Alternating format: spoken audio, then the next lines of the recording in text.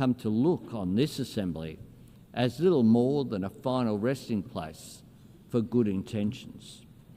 All of us proud to belong to this institution understand that this is not the case, but knowing that or saying it is not enough. We have to prove it, not by pointing to longevity or appealing to history, but by reforming the United Nations so that it can serve us better in the present, and by working together to shape the future.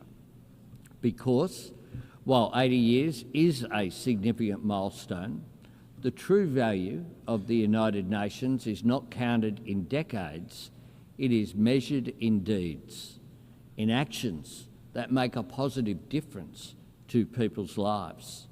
That is how the UN proves its worth and makes its case, by delivering food to villages in the grip of famine, by providing vaccines that spare families from disease, by bringing clean water to a community on the brink, by helping countries break the shackles of poverty, by liberating children from exploitation or abuse, by guarding against the spread of nuclear weapons and working for a world free of nuclear weapons, by demonstrating that the principles on which the United Nations was founded still hold life and weight and meaning and hope for the people who need them most.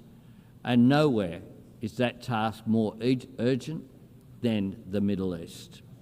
For decades, leaders have come to this podium in search of new words and new ways to call the world to action on a two-state solution. Today I look to words that Australia helped write 80 years ago.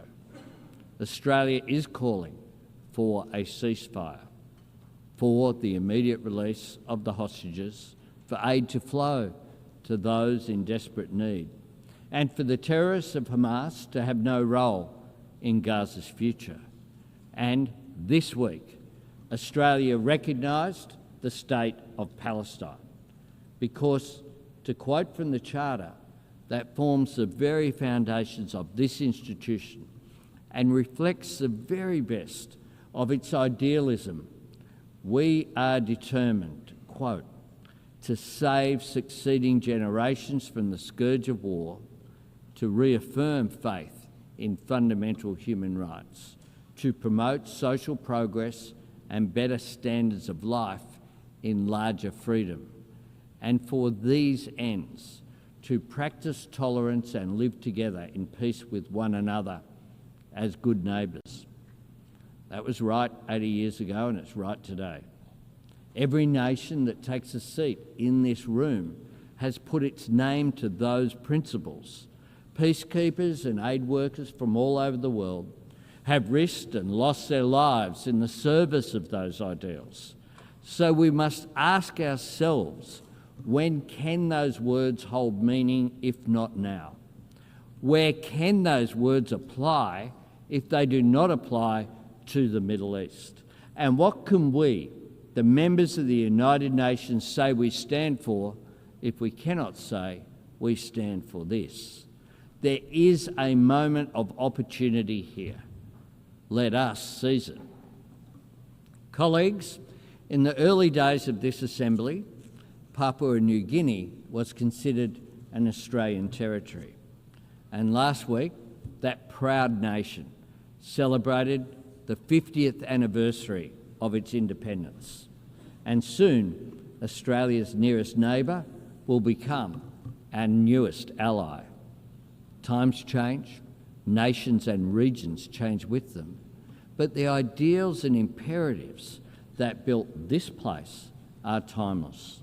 More than ever, we must trust in each other's humanity. More than ever, we must choose to succeed together rather than risk failing alone. More than ever, we must work to see the promises of this place deliver real progress for the people that we serve. More than ever, we must work to build a future true to the United Nations' noble purpose and worthy of our people's greatest qualities. We all have a part to play, and Australia, just as we always have, will always play our part. I thank you very much.